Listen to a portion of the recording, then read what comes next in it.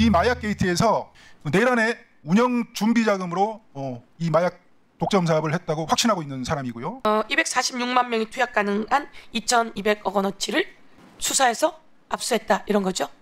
네, 그렇습니다. 상조도 부족한데 왜 수사에서 손을 떼게 한 거죠?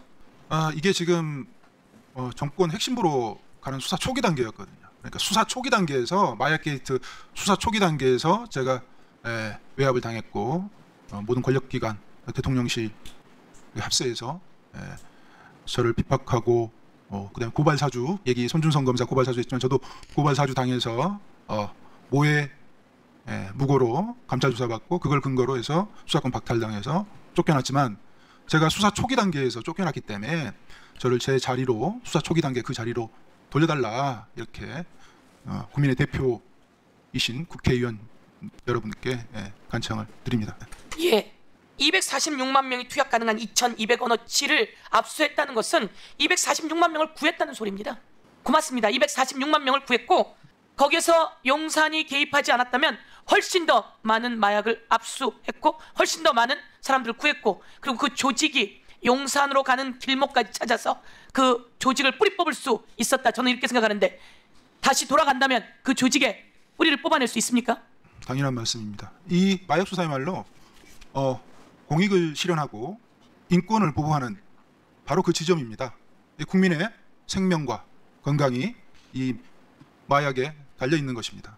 안보도 달려 있습니다. 나라가 달려 있습니다. 아주 어렵고 힘든 일을 했는데요. 심우정 검찰총장 우리 수사할 때 그 처음 마약 사건이 밝혀질 때 인천지검장이었죠?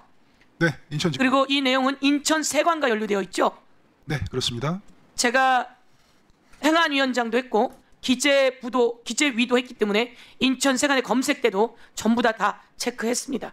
그런데 이 검색대를 제대로 통과하지 않고 마약을 온몸에 칭칭 감아서 들어오는 마약쟁이들, 이 마약쟁이들을 인천지검이 적발했는데도 불구하고 다시 출국시켰던 거 아닙니까?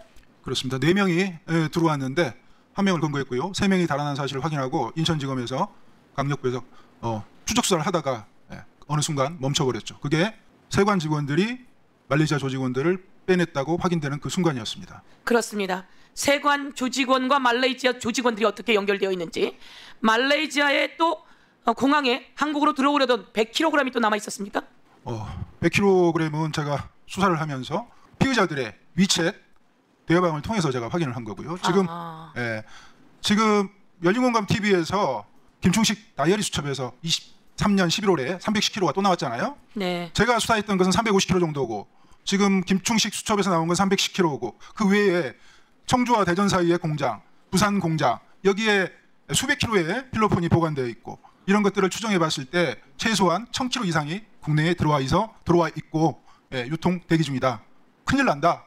이 마약의 여파가 한 달, 2달 있다 드러나는 게 아니고요. 사회적 여파가 확인이 되고 사회적 폐해가 알려질 때는 1년, 2년 정도는 걸립니다. 예.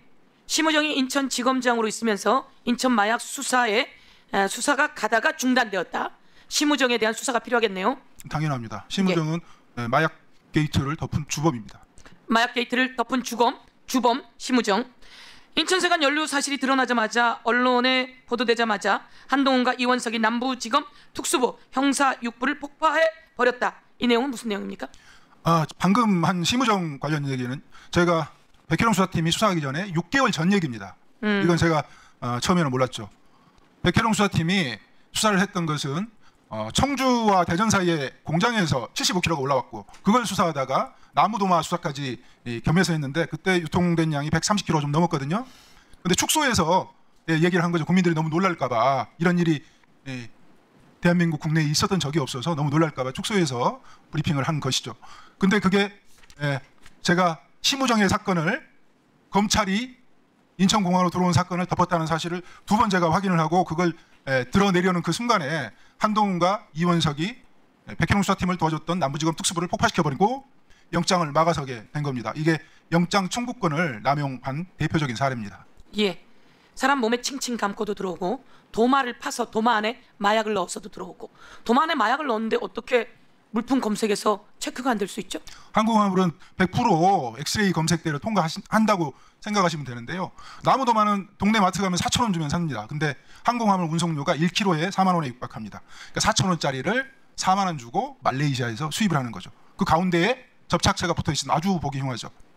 그 검색대 100% 통과되니 100% 발견되는 것이고요. 100% 발견되는에도 불구하고 발견하지 못한 그게 문제인 거지 그때 않습니까? 세관 그 직원들이 너무 피곤해서 잠을 잤다고 그래도 전자통관 시스템이 반드시 발견해서 경고 문구를 띄워줍니다. 검사하라고. 맞습니다. 그리고 마약견이라는 존재가 있습니다. 마약견은 그 세관 직원들은 함께 구성원입니다. 함께 3교대 하고요. 연봉은 저보다 많습니다. 마약견을 빼버렸죠. 마약견도 빼고 공항을 열어줬다고 제가 말씀을. 공항을 열어준 겁니다. 국민 여러분, 마약이 도마를 통해서 들어오면 검색이 안 됩니까?